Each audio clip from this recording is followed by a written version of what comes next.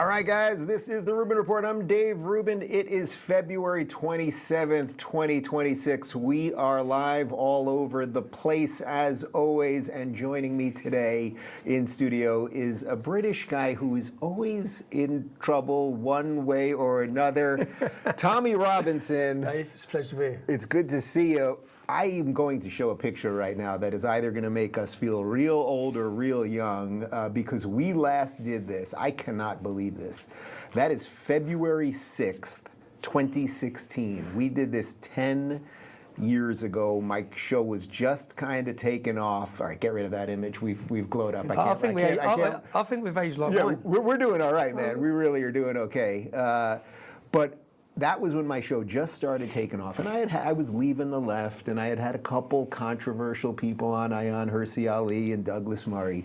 But when I put you on, I got more hate than I had ever experienced, and even to this day, 10 years later, might be the most hate I ever got for one episode. So here we are 10 years later. It took us 10 years. 10 years later, proven right about everything we said. Well, you have been proven right about basically everything.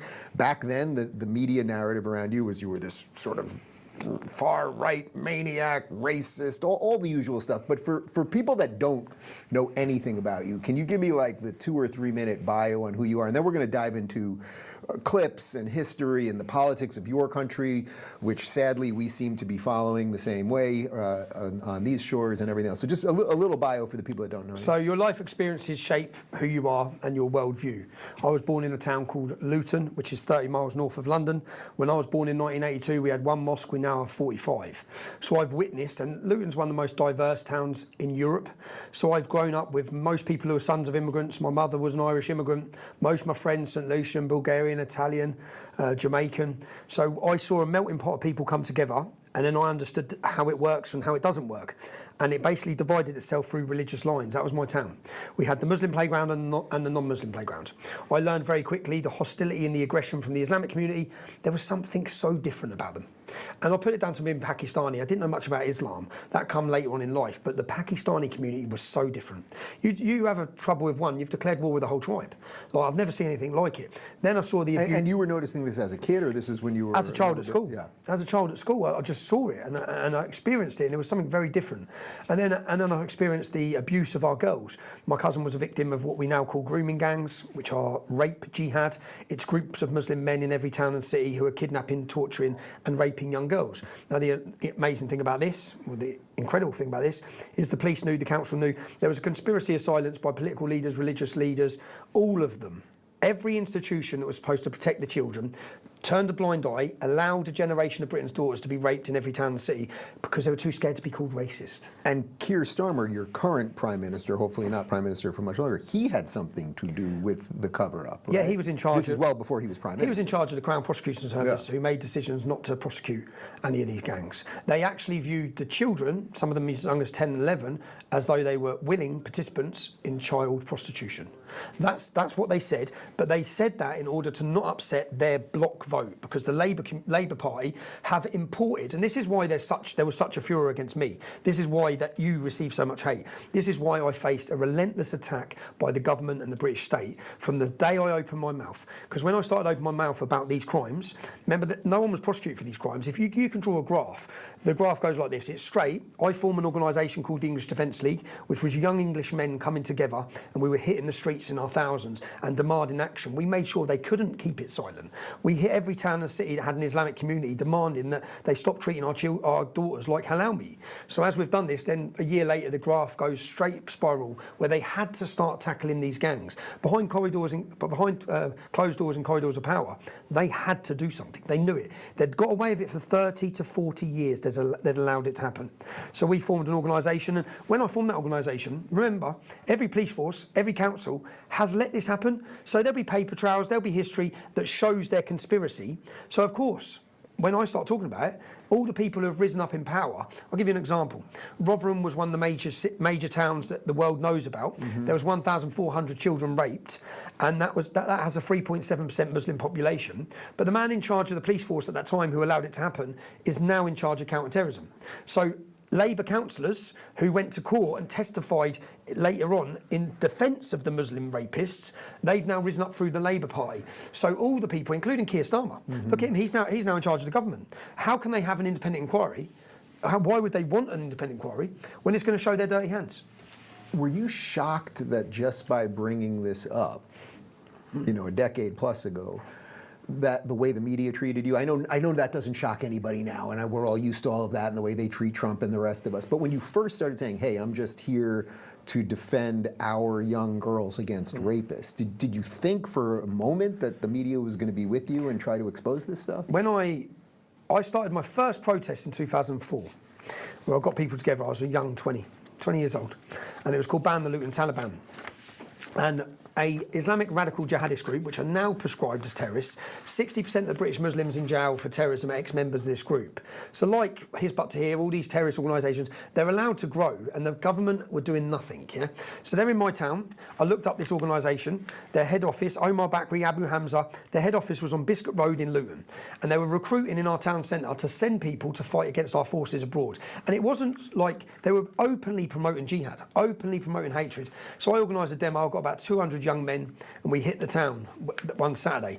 Now, I made a leaflet, and I handed the leaflets out. And in the leaflet, this is 2004, I said, they're targeting our daughters, they're using drugs as a weapon against us, they're getting them hooked on drugs, and they're prostituting them in paedophilic gangs. That's now what we know as grooming. Yeah, this was 22 years ago. Yeah? And I named the drug gangs, because there's two different things. There's a religious fanatics, and then there's a street-level criminals. Now, they work together. They work hand in hand. I named the drug gangs. The response to that, I faced an attack, my house got smashed up, all of the Pakistani gangs, all of them wanted to get me. So fast forward to 2009, when we had a soldiers' homecoming parade in Luton, the Islamic community and groups of them attacked the soldiers. I wanted to make a stand, but I knew what comes with it. I expected the threats of violence, I expected all the death threats. What I wasn't ready for was the full weight of the British state. I thought I lived in a free country. I thought we had free speech. I very quickly realised the country I thought I lived in is not the country that I live in.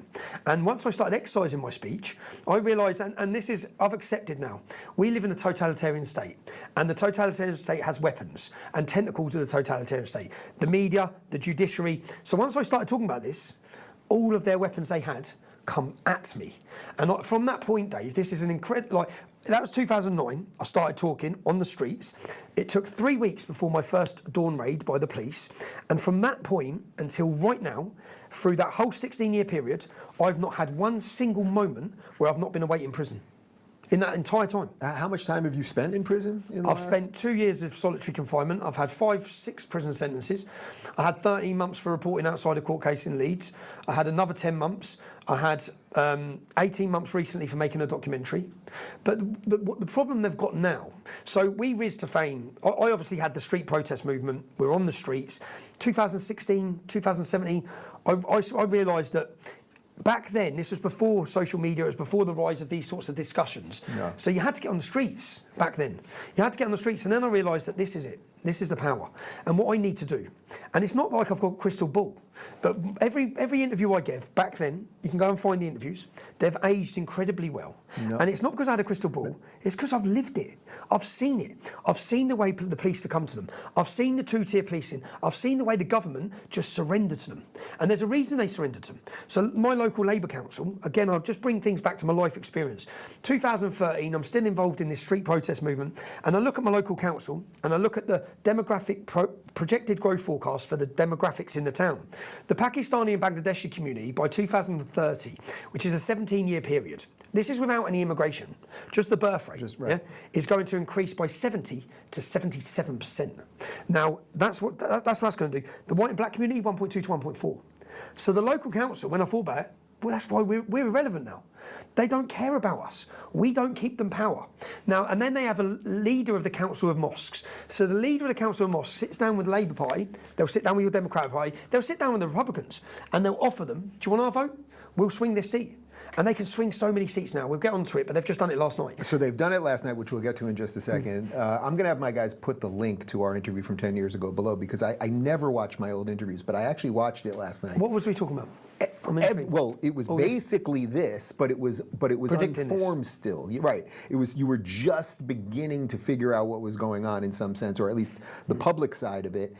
And everything that you said in the hour basically became true. So now it makes a hell of a lot of sense that you've paid a certain price and I got a lot of hate and all that stuff. So let's connect this now to what's happening quite literally yesterday in your country. This is from the New York Times. Green Party defeats Labour in UK special election in blow to Starmer. The result marks the first time the Greens have won a British parliamentary by-election and signals the frustration of left-leaning voters with Prime Minister Keir Starmer. Hannah Spector, 34, a plumber by trade and a member of the area's local council, won the seat in a district called Gorton and Denton, southeast of Manchester, with about 15,000 votes, or 41% of the vote. She will become the Green Party's 5th lawmaker in the British Parliament. So let me just quickly throw to a video of her dancing with the Green Party's deputy leader, and then we can unpack this. The Green Party is where the party's at. And look at this. Vote Hannah Spencer! Vote Hannah Spencer! Vote Hannah Spencer! We will not be silent. We will raise the voice of Gaza. We will raise the voice of Palestine. Allahu Akbar! Allahu Akbar! Okay, so for people playing at home, obviously the spliced in part was not yesterday. That's just from a couple months ago, and now he's going to be a big member of the Green Party. She's dancing now while not wearing a hijab. That probably won't last very long. But can you explain?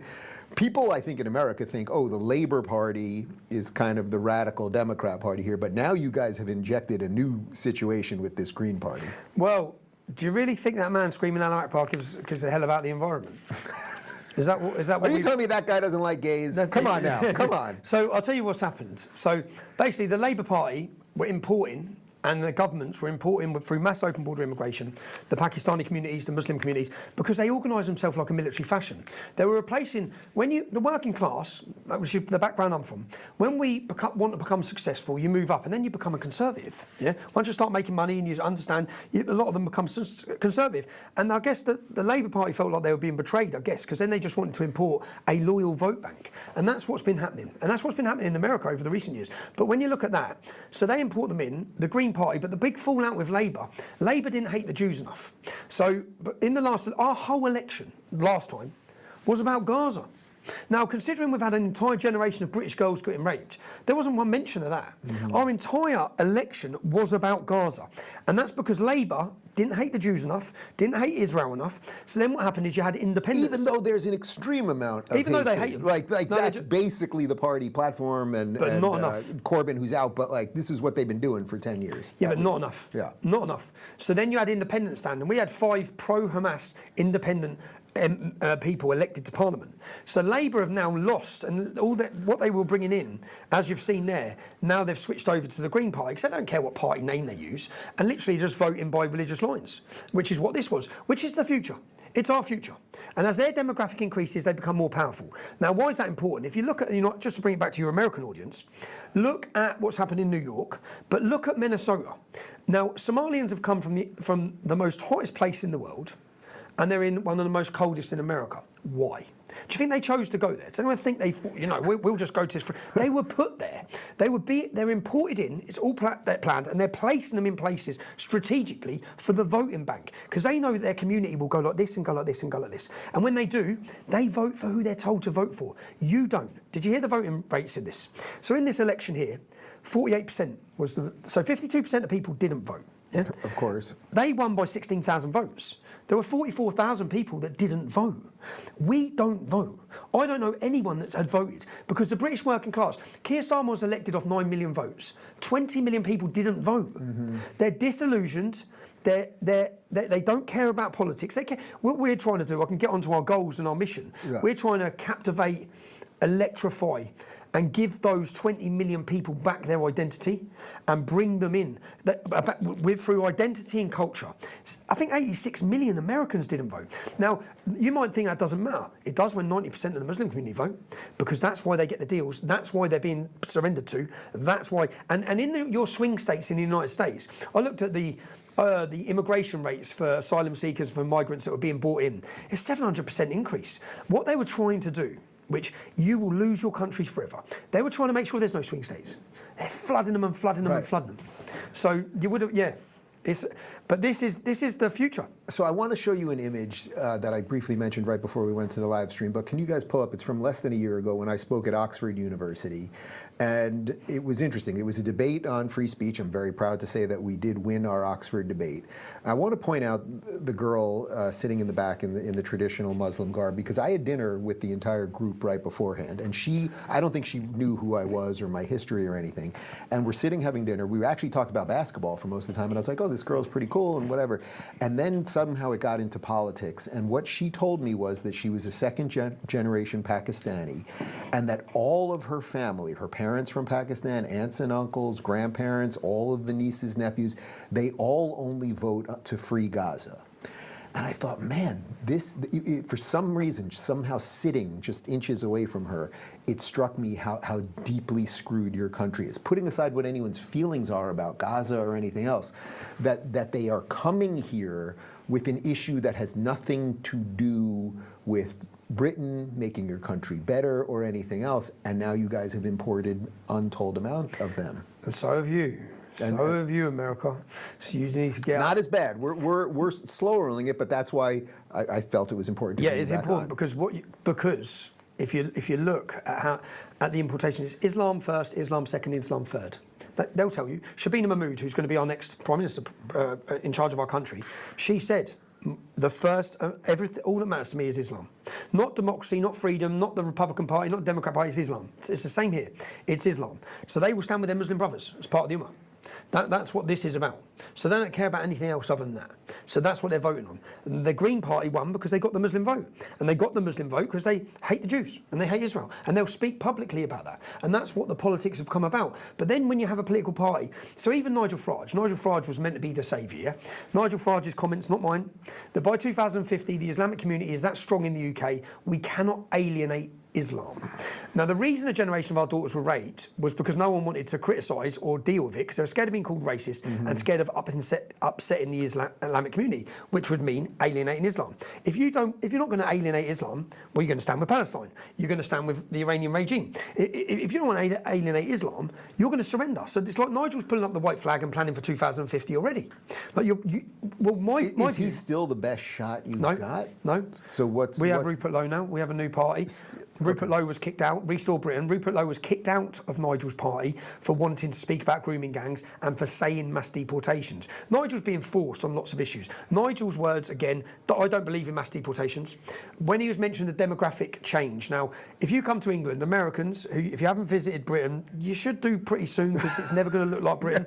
It's already gone. London is 33% English. You could step off the plane in London, step off the plane in Berlin, step off the plane in Paris. If we put a blindfold on and we walked you in the street, you wouldn't know where you are. You think you're in Karachi.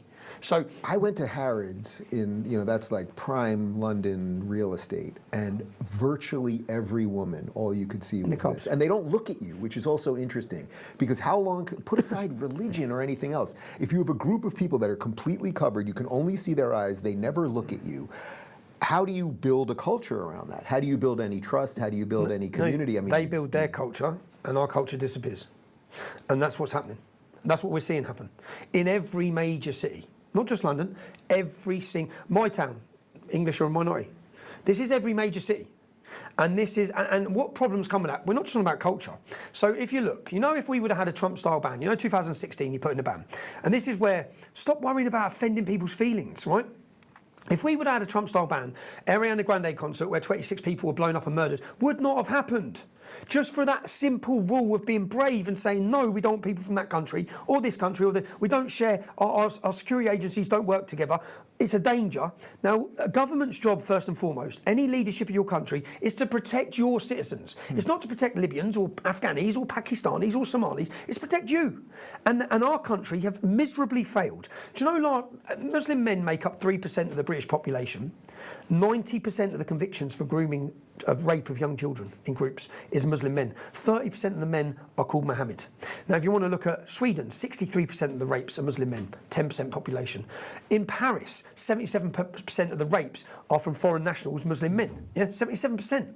If you look at Germany, now this is where, when you said we haven't had as much of a problem, America, you don't get it. The seed has been planted. It's going to grow. You had Hispanic immigration, Mexican immigration, and I know there were problems coming from that. But Joe Biden, they organised an influx of upwards of 8 million people, Pakistanis, Eritreans, Somalis, Afghanis, Syrians. You don't understand what's coming. Now, they let in, say you let in 10 million, America. Germany let in 1 million. Yeah? Out of that million, from 2017, when the floodgates opened the year before, 2017 to 2022, rapes went up 45%. Last year alone, 11% of the rapes in Germany were by Syrian nationals. That means 11% of those rapes didn't have to happen. And if ICE aren't successful, if ICE, it doesn't look pretty, some things don't look pretty. I know people got shot, 47 people died in ICE custody under Barack Obama. There were no protests or riots. They weaponise everything. So I know it doesn't look good, but neither does the rape of a generation of your mothers and daughters. Neither does all the murders that we're facing, day in, day out. Our whole country's being raped and pillaged. The whole of Europe is. And it doesn't have to happen. You can stop it. America, you can stop it, but you need brave leadership. You need to just call a spade a spade. And unfortunately, in Britain and in Europe, no one was willing to. We've moved somewhere now, we're getting somewhere now, but the problem is that big and that bad. Even with regards to the crimes, the rape statistics and the rape figures across Europe. In 2003 we had 8,800 rapes. In 2023, we had 88,000. Wow. Now, you take those figures. Do you know how many Hungary had last year in the year?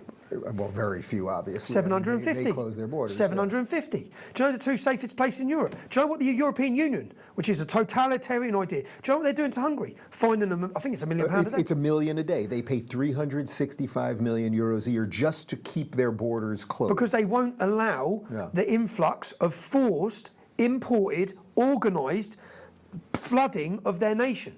And the two safest places are Poland and Hungary. And we're supposed to, diversity is your strength. Well, it's not your strength when all our women are being raped. And there's a big difference as well between successful immigration. Because there's a big call now and there's things are swinging and the public are awake to these problems. And some communities come, they integrate and they assimilate and they're brilliant. But the Islamic community, do you know, when I realised this, I thought it was always Pakistani problems. I'd seen all the problems. I started an organisation. I was sat on solitary confinement I'd done 22 weeks, 2011, for my work, for the different things I was doing. And I was sat there, and someone sent me in a Quran. And I'd challenge any of you to do this. Get the Quran, open it up, and every time you find a verse that speaks derogatory about Christians or Jews, or tells you not to be friends with Christians or Jews, just write the verse down. Yeah? And I sat there and I wrote the verse number, and I had pages and pages and pages. And then it all, just like a jigsaw, my whole life, everything I'd seen in my life, just fell into place. I just went, oh my God, from 4 years old, this is in their head. So think of it like this. If you as a white family, you bring your children up from the age of 4, you do not be friends with black people. You hate black people. Black people will burn in hell. Black people are like cattle. These are all verses that are in the Quran. Black people, you bring them up like that, then that turns into hostility, anger and aggression. And we've experienced that. That's what we're on the end of. And it comes from that book. And that's the problem, which no one wants to have a discussion about. As I said, 90% of convictions, Muslim men. Why? Why is it 90% of convictions of Muslim men? And then you start understanding there's 4 verses in the Quran that explicitly say that Muslims are allowed to take non-Muslim women as sexual slaves. They're totally allowed to. In fact, one of the verses actually say they're blameless. They're blameless. Muhammad did it. Boko Haram. You know Boko Haram? This is when you... So I start piecing it all together. I'm looking at the crimes. I see Boko Haram. They kidnapped 200 Nigerians. I see the leader of Boko Haram standing on TV saying, Muhammad commanded us to do this. If you look at what ISIS did with the Yazidis. In every conflict. But this isn't... We're not talking about the Middle East now. Right. And this is happening in America. I guarantee you. I guarantee you, the Somalians, where you've got big Muslim communities, they're raping and they've already got the kids. One of the things that I thought was most interesting going to Israel post October 7th, and you probably saw, did you see the 47-minute video that they haven't fully released publicly? And when you watch that video, I mean, the beheading that you see is not even that's literally not even the worst thing that you see. But the entire time they're screaming and they're calling their mothers, I killed the Jew, I killed 5 Jews. There are people, I killed 10, but they're saying Jew. They're not saying Israeli. they're not saying settler, they're not saying lefty, righty, or anything else. They're saying Jew specifically. And your point is that this obviously is extrapolated to Christians and to anyone that's a non-believer. And by the way, to people that are Muslim that are First just comes simply Saturday, not then believe- comes Sunday. This is the look. There's an Islamic saying: first comes Saturday, then comes Sunday. Now, what that means is the Jews are first, then the Christians. Yeah. If anyone thinks if they obliterate Israel and they surround them, which they are surrounded, do you know what I feel? Which I've always felt this analogy. I'm surrounded. I grew up in Luton Town, which is named by the CIA as the epicenter of terrorist activity. 4 times as many British Muslims went to join ISIS in a 3-year period than have ever joined the British military. We have 40,000 Muslims on a terror watch list. We're surrounded. I know what it's like to feel like that. That's the same as Israel. They're surrounded. Now, if they won, and you don't have to take my word for it, Hamas's spokesman said on October 8th, Israel's not our goal, London and New York are. Yeah. So when I hear commentators, and I know to Americans, you just don't get it. Come and speak to us. Come to Europe. Come and listen to us who live there. Yeah. They're hostile. They hate us. They're aggressive. I'm hearing about a Muslim-Christian alliance. I think, yeah, tell that to the Christians. What's the Christian population of Syria now? What about Iraq? Every Christian population in every country in the Middle East has been destroyed. They've been driven out of every nation. Do you know the only place in the Middle East? Except for one, but don't tell Tucker which one. The only place in the Middle East where the Christian community has increased. It's in Israel. The only place. So when I see, and I look at, and Tucker Carlson come into my country, such a fucking insult, I was raging. He made a video, all these crimes happening against our people, and he come in, well, there's no problem in London. There's no problem in London. My Pakistani taxi driver was all right. Yeah. Oh, that's it then. Oh, there's no problem, Tucker. Islam's great. Let's ignore the terrorism. Let's ignore every jihad attack. Let's just pretend it's not happening because you had a nice Pakistani taxi driver. How fucking dare you come into our country? How dare you use your platform to diminish the rape of our country?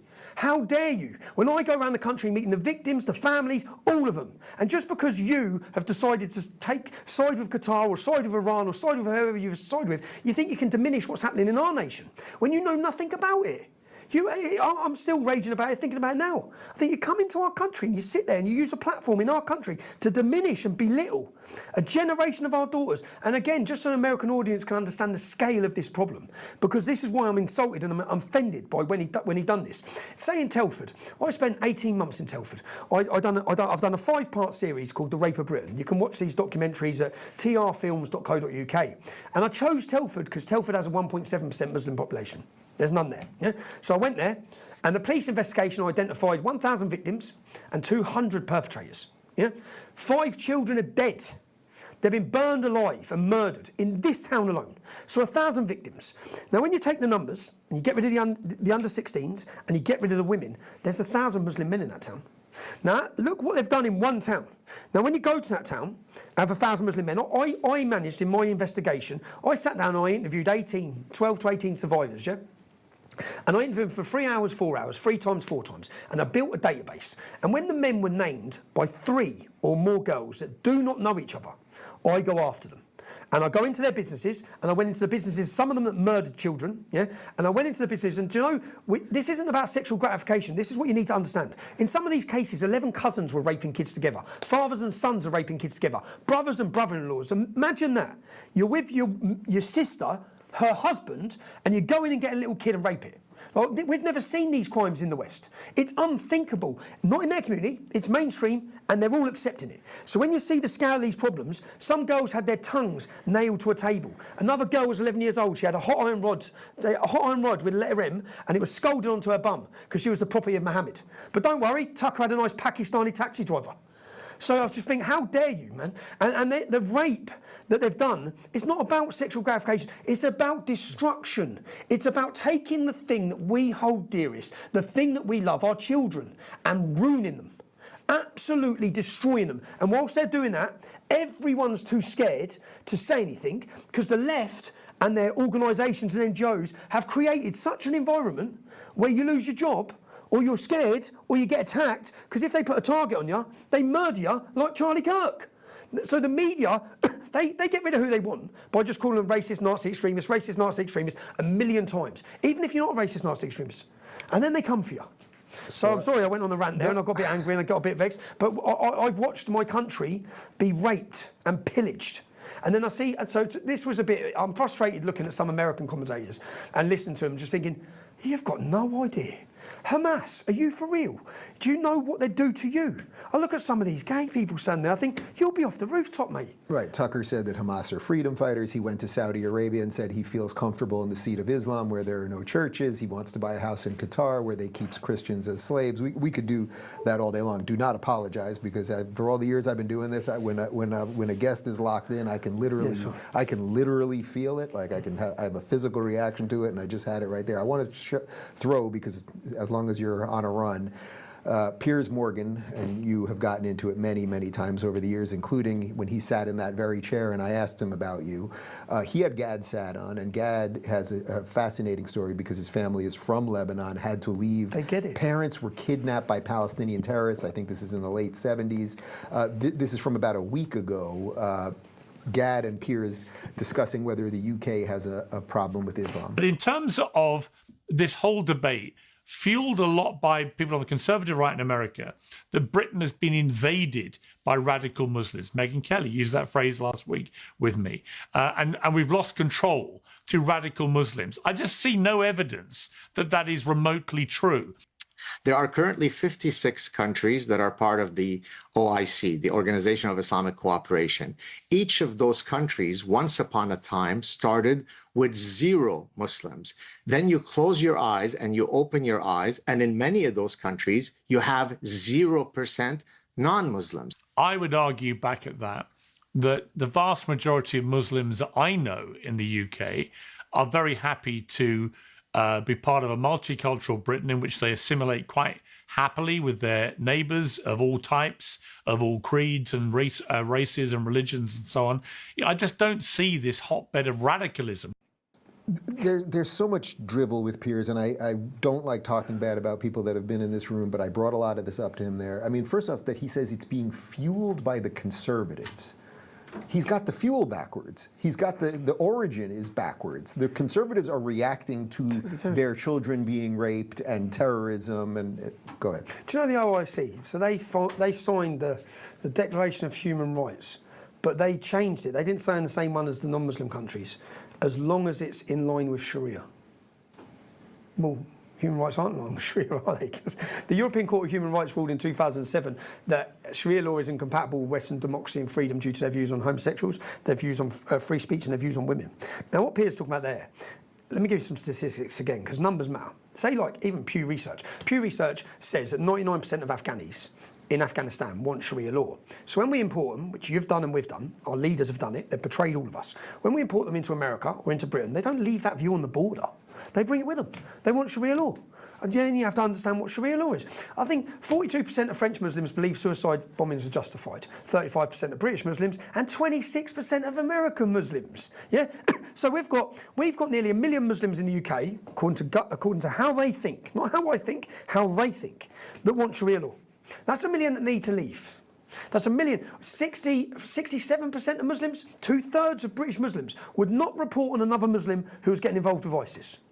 We've got a problem. Piers doesn't think we've got a problem. I don't really see it. Well, you wouldn't see it, would you, Piers? Well, you live in an exclusive elitist area. Your kids hang around in the most richest places ever. You've got chauffeur driven everywhere. You don't experience what we experience. But then you sit there telling us, oh, it's all right. Yeah, well, move them in your house. I mean, the truth is he likes to be flown on a private plane to go see soccer games in Saudi Arabia, right? I mean... And the truth is, Piers doesn't... it's hard to know what he believes. He was pro-Black Lives Matter, then he was against Black Lives Matter. He's pro-vaccine, pro-lockdown. Yeah, telling everyone they had to get vaccines, they had to get locked down.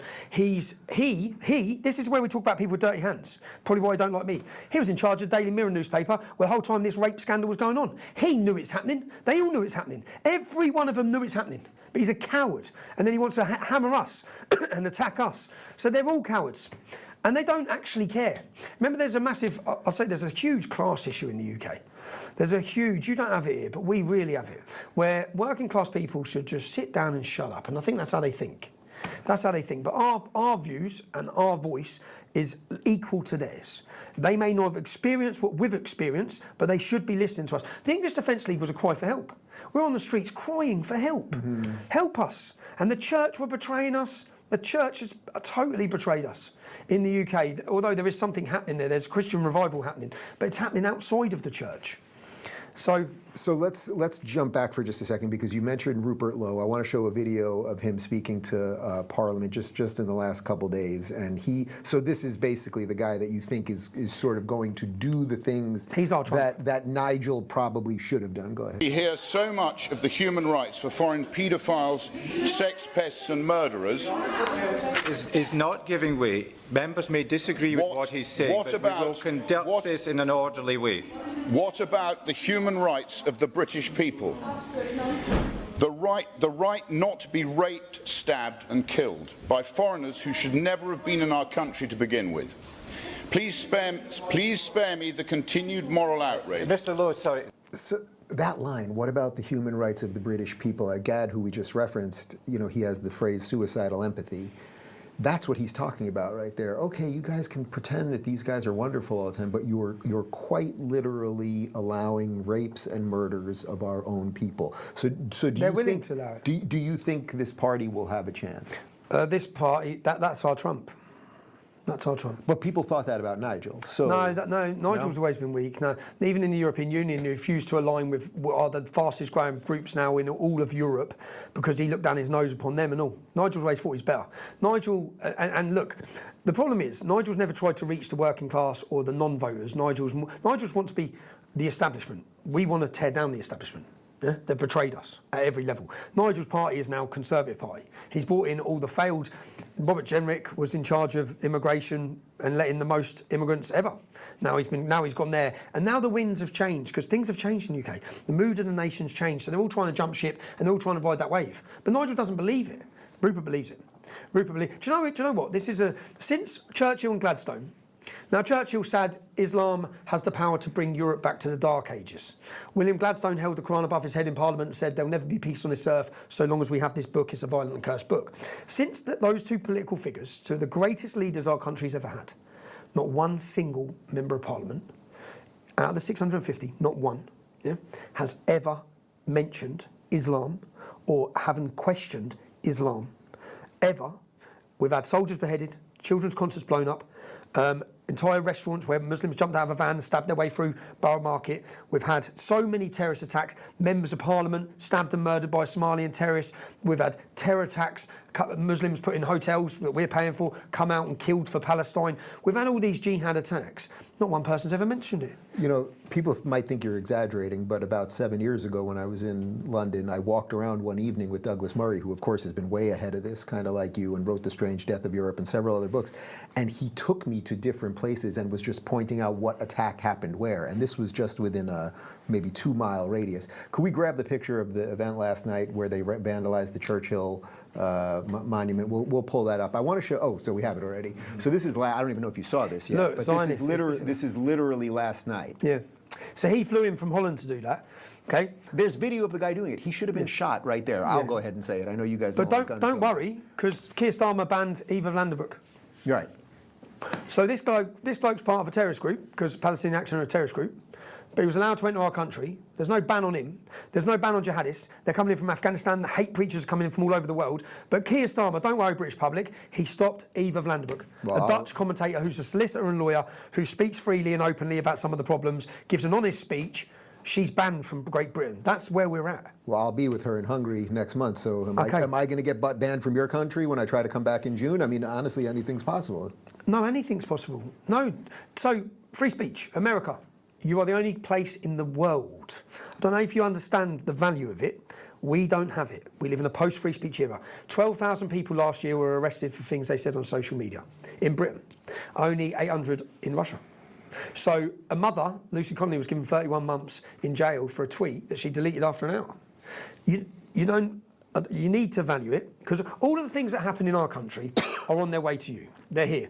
The seed's been planted, millions have been bought in, and the way they organise and conduct themselves. Like Minnesota was a real, and take it, that what happened in New York with his election and what happened in Minnesota, they're the warning shots. Mm-hmm. They're the moments where this country needs to stand up. You're ahead of the curve. You've got 42 members of Congress. If you're a Republican and you're watching this, contact your member of Congress and ask them why they've not joined, if they haven't, the anti-Sharia caucus within the Congress. Because I know they're at 42 at the minute. Now, for me, The fact that you've got politicians, the fact that people like you, Dave, because in Britain it was just us. Now there's more people. But in 2009, no one was talking about this issue. You couldn't talk about it because they want to kill you. They want to attack you. There's 6 Muslims in jail doing 30 years. They got caught with guns and bombs and suicide notes on the way to kill us. The people want to murder you for this. And this is another thing, America. I just got last week, you can hear the recording, I got a week, just before I come out here, the police come to me, they give me a Osman warning, and an Osman warning is when the government know that there's intelligence, someone's planning to murder you. Now, I was publicised in this month's ISIS magazine to be killed, yeah? So when the police come, that's one thing, because they've let them all in our country. They haven't stopped them. 2,000 returned from fighting for ISIS. They're in my town. It's not like they're in Afghanistan and Pakistan. They're standing next to us as we walk through the town centre. Yeah? They're here. That's one thing. But then the police tell me, if you get a weapon to defend yourself, you'll be prosecuted. So we are disarmed. We have no ability to defend ourselves. And our country's flooded with terrorists. They have weapons. The criminals have weapons. We have nothing.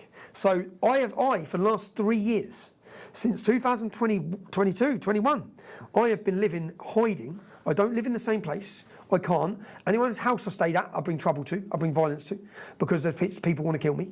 And the police aren't there to protect us. And the police actually go out of their way to defend the jihadists. It's not just that. At these rallies where they take over massive amounts of city 7th. streets, yeah. All these things had to happen, unfortunately. Unfortunately, everything had to happen. If you want to get the public to a position, Joe Biden, they had to steal, whether you want to believe they stealed or not believe they stealed America, when they stole that election, that's what I believe, when they stole that election, you needed that. You needed Joe Biden to be in power. You needed to see you as a puppet. You needed to see what the Democrat Party are about. You needed to see it, to wake you up. Now, we had to see it. So we've had to get in this position. Lucy Connolly, the mother, 31 months in jail, they sent her to jail and they wanted to strike fear into the heart of every British mum because they were showing the public, we can lock up the mums. We'll lock up anyone. They took a granddad who was non-violent and he had a sign against the government. They sent him to jail. He died in jail. He killed himself because all the Muslim gangs wanted to get him in jail. They locked me up for 18 months and went against every violation of my human rights. They put me on solitary confinement for 7 months. I went into jail and left jail without seeing or speaking to another person for 7 months for making a documentary. Now, the reason they'd done this was to scare everyone. January 6th was to scare you all. The way they went and rounded everyone up so publicly, locked them up, treated them like shit, gave them huge sentences. That was all about scaring you from ever coming out again. They didn't want to protest again. They wanted to rob stuff, steal elections, do whatever they want. And you, the Republicans, everyone watch and know it's wrong, but think, yeah, but look what they done on January 6th to the people there. That's what it's about. But in Britain, it didn't work. That didn't work. Do you know why it didn't work? Because Elon Musk bought X. So let me read this tweet from January of 2025, so just over a year ago, Elon Musk, about you, and tell me if this is the first time he tweeted about you. He wrote, why is Tommy Robinson in a solitary confinement prison for telling the truth? He should be freed, and those who covered up this travesty should take his place in that cell. So we don't have to go into the long laundry list of things that he has done to defend free speech, but was that the first time that he brought attention to what was happening to you? Yeah, so I reported on a story, and I was, the whole story is a lie. It wasn't just a lie, it was fabricated. So how many stories like this are a lie? So I reported on a story. It was about I have to be careful here because I'm still under court orders where I can't speak openly here. I'll get 2 years straight in jail. Yeah. So I went to court and I defended what I'd said, but what I did is I wore a button and a camera, and it was a school in the north of England, and a Syrian refugee had had a bottle of water poured on him, and Piers Morgan demanded severe retribution against the English kid. Piers Morgan against a child. Yeah? That child was driven from his home, tried to kill himself. People come up, threatening to rape his mum, kill his family, all this. And Piers Morgan played his part in that. Pathetic journalism. He's not like it's outrageous what he'd done. Just to jump on the wave of multiculturalism and defending. But the truth of the story, coming from the parents, was that story is a lie. So I reported that you're being lied to. The British public had raised £180,000 for the Syrian refugee in a 24-hour period. So I've done a report saying, stop paying your money here. This isn't the full story. You've seen a clip. Lots else is going on here. Stop raising money. And I made some allegations against the Syrian refugee where I said he threatened to stab someone, and I said that he attacks English girls. That's what I said. Yeah. This then goes, and then they sue me. So when they sue me, they take me to court. I think I need to prove what I said was true. So I wear a hidden camera. Yep. And I go and knock on the school teacher's doors. And the school teacher comes out and he said, I took the money. What do you mean you took the money? He said, they paid me. Who paid you? Kirklees Council. So I look at who runs Kirklees Council, and it's Shabir Mahmood. It's a Muslim. and his brother is a lead imam who organised protests at the time outside the school. So all these things, they're all connected. So he's paid, so I put in a freedom of information request. I get 7 teachers saying they were paid not to tell the truth. So as this story blew up and they told everyone I lied, when I told the truth, yeah? They told everyone I lied. I produced all this before a judge and say, there you go, case smashed. Yeah, I told the truth. How can you find me in defamation when I've got so much evidence of all these crimes? Yeah, and what they did is the judge listed everything that come out in court, and he said, if you ever show the British public, if you ever show any of this outside this courtroom, you will spend 2 years in jail. Now, I walked out of court that day, and I've lived my life that if you worry about consequence, you'll never bring about change. So I've always just done, if I think it's right, I'm doing it. If it's right for our country and it's right for what's happening, I'm going to do it. And I've never worried about the consequence. So at this time, I've been in jail the year before for reporting outside a court case. I'd done 3 months of solitary, and I went in jail one person and come out another. I was broken. I was absolutely destroyed. It may sound mad. You think 3 months. And I was diagnosed at that point with post-traumatic stress disorder. But I've come out. I've had all this chaos. But in this court case, they bankrupt me. So the whole purpose was the weaponisation of the court. And what I managed to do was get covert recordings proving the whole start-to-finish process. I called it the Unholy Alliance. The Unholy Alliance of the judiciary, the media, the left-wing groups, the police, all of them come together. And it was the lengths that they'll go to control the narrative and control the story and make sure you don't get the truth. And those lengths went to destroying me. So they took me through the courts and they bankrupt me. £1.3 million, smashed me. And then they told everyone I lied. And I've got a bomb here. That's what I'm thinking. I've got a grenade because this shows the truth. But I've got 2 years if I show it. And I bottled it. And I left England. I was in a dark place. I was censored. I was deplatformed. I had no voice. And then I'm in Spain. And then my X account turns on, which was Elon Musk. When my X account turned on, October 7th has happened. They took over all the country, all the major cities in Europe and the West. They've took over the universities. This has been a long time coming. The left, they've had their revolution. You need to realise, they've had it. It's been a very successful revolution on their side. Through the education, mass borders, cancel culture, attack the church, attack the family, attack the man, attacked it all. They've had it. But the counter-revolution's now started, yeah? And they ain't stopping it. So at this time, my account comes back, I fly back to the UK, I think, right, the fight's on now because you can't hide what we're doing. So I organise my first rally, bang, I get a letter from my solicitor gets a letter from the Attorney General, we're contemplating prosecuting you for contempt of court, because this film that I made had been leaked to America. Someone played it in America, Yep. I didn't play it. Someone played it in America, but the injunction read so severely that if anyone plays it, they can prosecute me. So they give me a warning shot saying we're contemplating prosecuting you now. And at this point, I think, well, I'm back on social media now. Like before that, I was erased from everywhere. So I think, okay, so I make a video addressing the Attorney General and basically saying, go fuck yourself. Right? Come and get me if you want to get me. Yeah? And then and things, karma works it works well because we organise it, and this is what America needs to do, yeah, or Americans need to do. You've got lots of personalities on the right of politics and lots of influencers. We had a lot, and we've been censored, we've been deplatformed, we've been attacked. So I brought them all together, and I set up a two-day meeting where we sat together for 2 days. I brought 15 people. I brought Lawrence Fox, Cole Benjamin, Jordan Peterson flew in. Yeah. I explained to Jordan Peterson, look, any counter-revolution or any cultural revolution, it doesn't start with the educated. It can't, yeah, because it just can't. It has to start on the bottom at the streets. So that's what we wanted to do. Now I said, now you're not in the danger that we're in. So I think we were all ready because we've witnessed our culture disappearing. We can see the erosion of it. We can see that we're losing our nation. So at that point, we come together and we didn't focus on what we disagree on because we disagree on a lot. When you get this many egos together, everyone's got an ego. When you put them together, and everyone was saying you're never going to get all these people to agree. So we got in a room and we gave everyone a bit of paper and we done a board and I said, right, just tell us the top 10 things that are important to you for Britain, yeah? And we dwindled it down to 5 that all of us agreed on, yeah? So it wasn't my movement. You see that Unite the Kingdom has now become so huge, it's our MAGA, but it wasn't my movement. The important thing about it was that these people, and I don't think they get recognition, it was Katie Hopkins, it was Lawrence Fox, it was Cole Benjamin, it was Maya Toosey, all of them have experienced cancel culture and all of them have faced attack. We brought them all together, we left that room after 2 days, and what we said is, and I went public and told the government what we're doing. I said, we're coming for you. Right? We're coming for you because you used a weapon of the media against us. Well, we're now the media because at the click of a finger, we will reach the entire country now. Because once we all work together under one umbrella and we want to get a message out there, you can't stop us now. Yeah, I was still banned from YouTube, but he wasn't. So that's what our plan was. And our plan was to, if you change the culture, you change the politics. So we organised our first event and we made it about British identity, British culture, and 30,000 people turned up. We had gospel bands, we had singers, we had an event, and we had a real. And I'd learned. Google the English Defence League. I'd led a street protest movement of young angry men, and our demographic has totally shifted now. We've reached the mainstream, but those young angry men were needed because no one was listening.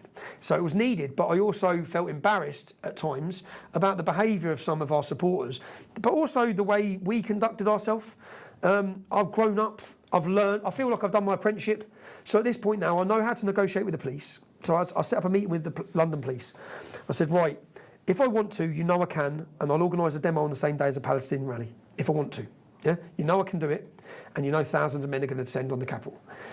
And that's going to be chaos for you guys, and for us. We don't want that, yeah? That's not what we want.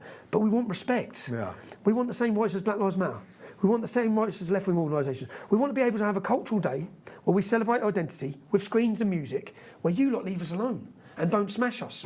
And you guys know there's going to be no violence unless the other guys bring it. So we said, we'll do it anywhere. Yeah. If they say they want to protest there, we'll protest 10 miles that way. So we'll work with you, and we're asking you to stay away. Yeah. Stay out of our sight. We'll police ourselves. If there's a problem, come to us. We'll get them out. So we've got lots of football men together from different clubs, and we said to the lads, look, on this day, and I made lots of videos saying, if you come to our demonstration, and this is where infiltration, I've seen it all through the EDL. We made a rule, no face coverings. Then you prevent the police infiltrating, like January 6th, and you prevent them stoking things, because they can't do it. And we said, if you wear a face covering, we will turn on you. We will drag you out, yeah? You're not wearing face coverings. If you come and you're aggressive, leave your aggression at home, because you're going to ruin what we're doing. So we went from 30,000, 30th of June, 27th of July, 100,000 patriots turned up in our capital city. Now, at that point, I made a decision, sat my kids down, and I said, it's too important, because the film I've got, the grenade that I've had for 2 years, yeah, this is our moment, because this will hurt them, because their judiciary, what they keep citing, all the newspapers now in America keep listing my criminal record. I've never been tried by a jury. I've faced relentless lawfare since I opened my mouth. And then they use it to discredit you and tarnish you. So my last 2 cases, thank you Elon Musk, I've beat a terrorism case and I've beat another case, and both those judges ruled that I was being politically targeted and persecuted. And everything the police done was unlawful. It would have been the same for all the other cases if I had the help of a proper legal team. I face 10 years now on the 26th of October. They're not stopping. But we went on the 27th of July, 100,000 people, and I stood up on stage and said, I've got an injunction, you're not allowed to see this film, press play. And I played the film. And then that message you showed there from Elon Musk, it was a big risk. I said to my son, didn't I? I said, I might get 10 million people watch this film. If I can get 10 million people watch this film, son, then we have reached the public and they know that that's corrupt. They won't trust their court cases. Now, you've seen this with Donald Trump. You've seen it with Alex Jones. In fact, do this. Pick any populist political leader in Europe, Geert Wilders, pick Morten Messerschmidt, pick Marie Le Pen, just Google court case. Salvini, look what they've done to Salvini. Yeah? Every one of them who have stood up against the status quo of the European Union have faced court case. Some of them for 6 years. Marie Le Pen now can't stand in politics for 5 years. It's a weapon that they use against you. And I had all the evidence of it. I played the film and then I rang home in January. I'm 10 or 12 weeks in solitary confinement, pretty low, sitting in a cell for a documentary. But when I went before the judge, when they got me in court, and he offered me a deal to remove the film, he said, delete the film and I'll drastically reduce your prison sentence. I said, I'm not deleting the film. And if you send me to jail for telling the truth, the world's going to know I told the truth. So it's not me who's on trial here. You're on trial. The judiciary's on trial. I'm not on trial. I told the truth. I went to jail. And then I rang home and my son was like, Dad. I was like, what? What's going on? He said, Elon Musk shared the film.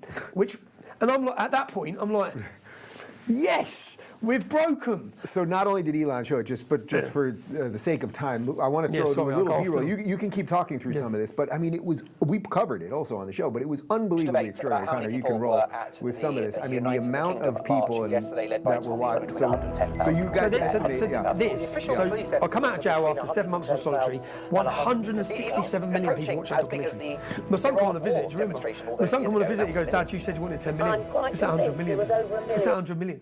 We're at 100 million views." It went to 167 million views. The whole country watched that film. It went worldwide. So at that point, I walked out of court. Now, when I walked out of jail, I knew whatever I say here now, and I felt terrible. And I put on a strong face, but I felt a mess. But I walked out and went straight up to the camera and just said on September 13th, they wanted to stop what we were doing, which is a cultural revolution happening in Great Britain. We brought it to 100,000, then we went to 200,000. And we've built this. We've built a movement to give you a voice. On September 13th, we take over London. And boom, that was the biggest event in British history. Millions come. Millions descended. And the biggest before that was 750,000 for a pro-Gaza protest, of course. But that was the biggest event. And that's because people see their culture disappearing. They see it. We're witnessing it. So right. yeah, and there was nothing racist, and all the rest. It's not even worth addressing that. But they've lost that. They've lost the monopoly. Like the diversity of our crowd is very diverse now. Yeah, right. You get plenty of people that look every which way and all that. So I want to connect this. We called it Uniting the Kingdom, to unite the kingdom. So you've done it several times, but I want to connect this to what's happening in America right now, because you are here and clearly your message is desperately, desperately needed. And I want to connect this to, you've mentioned Mondami in New York. We played this clip a few days ago.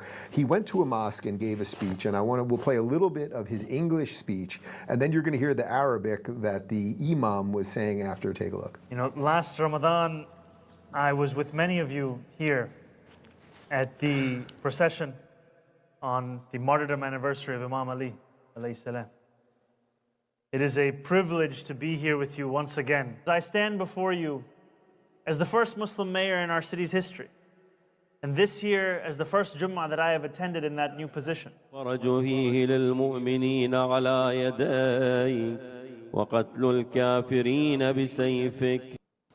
Oh, the killing of the infidels by the sword. Would it be Islamophobic to say there's a problem right now in New York City? You see what you need to do? He should be deported instantly. That imam should be deported instantly. No. And send a message to all of them, you're not going to tolerate this. Now, this is the point. I've been pretty surprised at how vocal and very confident they are in America. They're only 1%. We're 6%, they say. We're probably 12%. But look how confident they are at 1%. Look at Texas. They're planning for the future. They're planning to take Texas. Yeah, Texas has a huge problem. The Dallas area is out of They're control planning to take it. Yeah. It's planned. They're planning to take it. 50 mosques in the last 2 years. They're planning for the future. They're planning for the future. And right now, look, we have to get, and to some people this is difficult. Some people are just nice people. I get it. Not all Muslims are bad. I get that. But the peaceful Muslims are irrelevant. They were irrelevant. They're irrelevant in Syria. They're irrelevant in Afghanistan. They're irrelevant. They're not going to stop it. They're not going to save you. They're not going to save you. So you need to save yourself. And you cannot allow this to grow. This radicalisation, this extremism, this fundamentalism, this community that wish to overthrow democracy. But the scary thing of it is, they'll use democracy to end democracy. Mm-hmm. You've got. Well, that's why they go with the liberals, right? It's why they go with the left, the soft underbelly of liberalism. They're so tolerant. They can just Gad Saada tell you, they've done it in Lebanon. They've done it in Iran. There's 45 countries we can look at to learn from history. We have 1,400 years of history to look at. But Islam has never, ever, ever, ever peacefully coexisted. They come in a small number. Once they get to a certain percent, they take over. Now, why does Britain or America or Europe think they're going to be the exception of this 1,400-year history? It's the same book. It's the same Islam. It's the same teachings. It's the same Islam that governs Sharia law or governs Saudi Arabia, that are these totalitarian states. It's the same Islam in America. So to illustrate your point, check this video out. It's an undercover video. This is Zorhan's canvassing director. His name is Robert Akella, and listen to him quite literally say everything that Tommy just laid out. Hey, this is the only Muslim running for mayor. If we win, we'll be the first Muslim ever be mayor. We go to the mosques. We organize the mosques. We get the imams to tell people, go vote. We get Zoran to go there and talk about it. Mm-hmm. That's how we do it. That's how you're done. You go to 100 of them in a week. 100 mosques. So we know they're doing this. They're doing it in our country. They're not doing it in the UAE. They banned the mosques. Well, the UAE, the radical. The UAE banned Hizb ut-Tahrir. The UAE banned all the groups. The UAE are far better at this than us. They're far better than us. We don't ban them. We give home to them. We give home to them. And we give home to them from the time when they're battling the Soviet, and we've actually supported and created them like the Taliban and these groups because it suited us geopolitical. It suited us, but they never thought it would come against us. Was here. So let's end with this final clip. People have seen it many times this week, but this was obviously the most important moment of the State of the Union. Take a look. If you agree with this statement, then stand up and show your support. The first duty of the American government is to protect American citizens, not illegal aliens.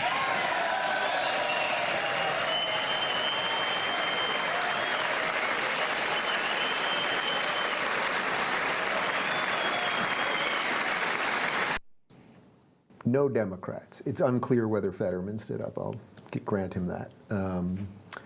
This is where we're at in this country. So if you haven't rang the alarm loud enough so far, bring us home. America, when you voted in Donald Trump, I saw so many slogans of vote to save America. It's far bigger than America. You voted to save Western civilization. You gave us hope. Now, hope is contagious. You see those scenes you see in London? That happened because of A, Elon Musk, and B, the election of Donald Trump. We see light at the end of the tunnel.